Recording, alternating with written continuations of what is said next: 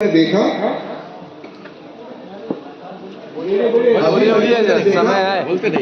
ابھی میں نے تمہیں دیکھا کہ تم نماز پڑھ رہے تھے تو بہت ادھر ادھر دائیں بائیں ہل رہے تھے، ہل کے نماز پڑھ رہے تھے، جھوم کے ہل کے ایسا کیوں کر رہے تھے؟ کہا حضور صلی اللہ علیہ وسلم کی سنت ہے۔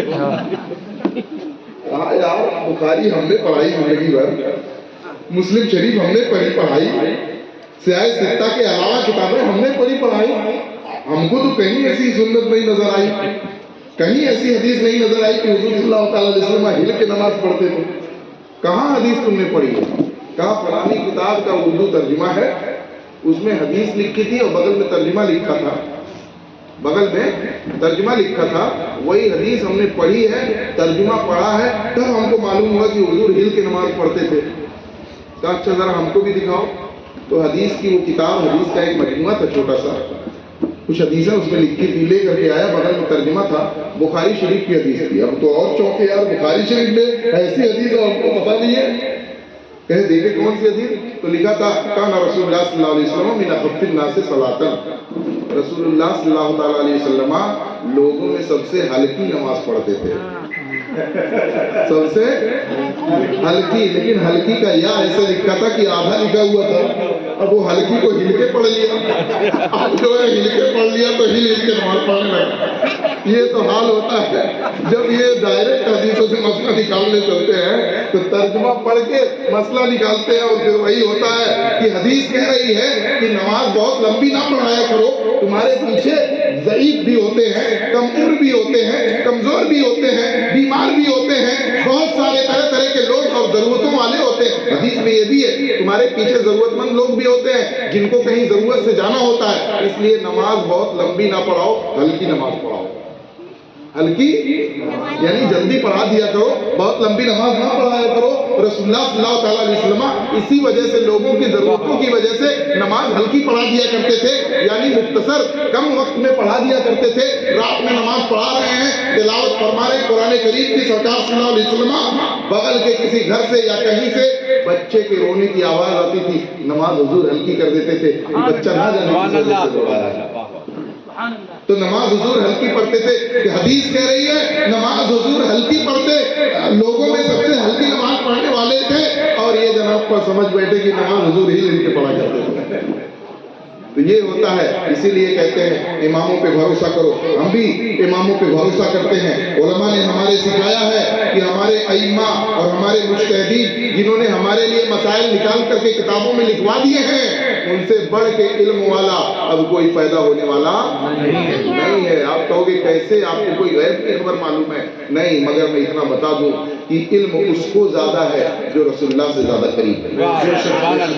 بہت بڑی بات ہے، جو رسول اللہ سے، اس امت میں سب سے زیادہ علم والے کون تھے؟ صحابہ کرام۔ کوئی شبہ؟ اللہ اور رسول کا علم رکھنے والے، قرآن و حدیث کا علم رکھنے والے صحابہ سے زیادہ کوئی ہو سکتا ہے؟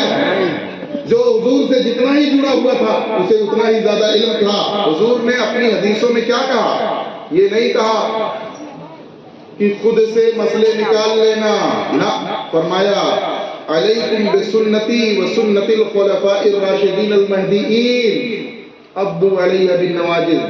حضور نے فرمایا تمہارے اوپر میری سنت بھی لازم ہے، میری سنت بھی لازم ہے، اور میرے خلفائے راشدین کی سنت بھی تمہارے اوپر لازم ہے، میرے خلفائے راشدین کی سنت بھی تمہارے اوپر لازم ہے۔ یہ حضور نے لازم کیا، کس کی اطاعت، کس کے سنت کی پیروی؟ اپنی تو لازم ہی کی، اپنے خلفائے راشدین حضرت ابوبکر رضی اللہ تعالیٰ عنہ، حضرت عمر رضی اللہ تعالیٰ عنہ، حضرت عثمان غنی رضی اللہ تعالیٰ عنہ، مولا علی، مولا کرم اللہ علیہ، علی کرم اللہ تعالیٰ وجہ الکریم کی سنت، ان ائمہ اربع، خلفائے اربع کی سنت رسول اللہ نے اپنی امت کے اوپر لازم فرما دی ہے۔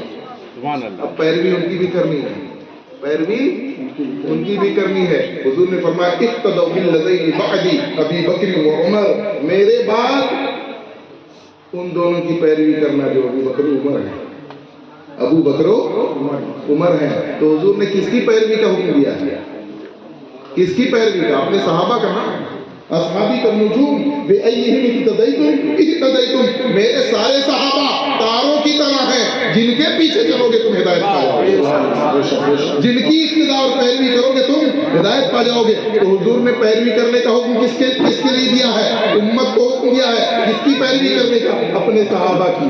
اگر وہ سب سے زیادہ علم والے نہیں تھے تو پھر ان کی پیروی کرنے کا کیوں حکم دیا گیا؟ ان کی پیروی کرنے کا حکم حضور نے دیا ہے۔ سب سے زیادہ علم والے صحابہ ہیں، اور ان کے بعد جنہوں نے صحابہ سے علم حاصل کیا، جنہوں نے صحابہ سے، بعد والے آج والے کتنی محنت کر لیں کبھی بھی ان کے برابر نہیں ہو سکتے۔ ان کے برابر تو بڑی بات ہے، ہم میں سے کوئی، آپ میں سے کوئی کھڑے ہو کے کہہ سکتا ہے ہم اپنے فلاں استاذ کے برابر ہیں؟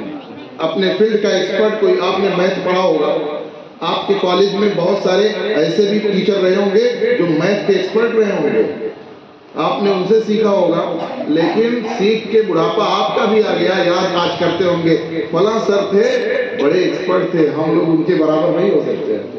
یہ دنیاوی علوم کی بات ہو رہی ہے، اور دینی علوم جو خالص توفیق الہی سے ملا کرتے ہیں، عام لوگ کبھی بھی یہ دعویٰ نہیں کرتے کہ ہم اپنے استاد کے برابر ہو گئے، ہم اپنے استاد سے بڑے ہو گئے۔ جب اپنے استاد کے برابر نہیں ہو سکتے ہو تو ان کے استاد صحابہ کے برابر کوئی کیسے ہو سکتا ہے؟ تابعین کے برابر کوئی کیسے ہو سکتا ہے؟ تو ہمارے ائمہ صحابہ کرام تابعین اعظام ہیں، ان کے جیسا علم والا اب کوئی نہیں ہو سکتا ہے۔ تو اگر ہمیں پیروی ہی کرنی ہوگی، تقلید ہی کرنی ہوگی، تو ہم آج کے مولوی لوگوں کی کریں گے کہ تابعین کی کریں گے؟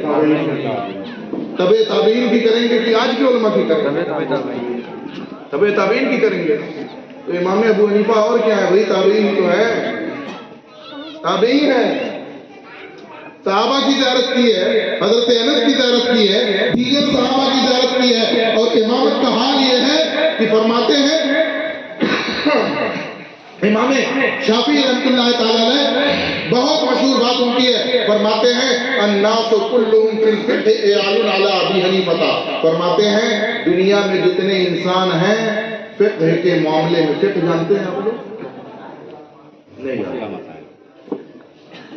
مسائل کا جو علم ہوتا ہے نا، نماز، روزہ، حج و زکوٰۃ، تلاوت، عبادت، معاملات، کاروبار، بزنس، وراثت، سارے مسائل ہوتے ہیں نا، کب کیا کرنا ہے، کیسے کرنا ہے، کون سا کیا کرنا ہے، کون سا جائز ہے، کون سا ناجائز ہے، کیا حلال ہے، کیا حرام ہے، کیا کھانا جائز ہے، کیا کھانا ناجائز ہے، ان ساری چیزوں کا جو علم ہوتا ہے اسے فقہ کا علم کہا جاتا ہے۔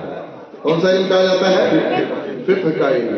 قرآن اور حدیث سے نکال کر کے فقہ کا علم وجود میں آیا ہے، اور وہ علم ایسا علم ہے کہ اللہ کے رسول صلی اللہ تعالیٰ علیہ وسلم نے بخاری شریف کی حدیث میں فرمایا ہے مَن یرید اللہ بہ خیرا یفقہہ فی الدین، اللہ جس کے ساتھ بھلائی کا ارادہ فرماتا ہے اسے دین کا فقیہ بنا دیا ہے۔ سبحان اللہ، اسے دین کا۔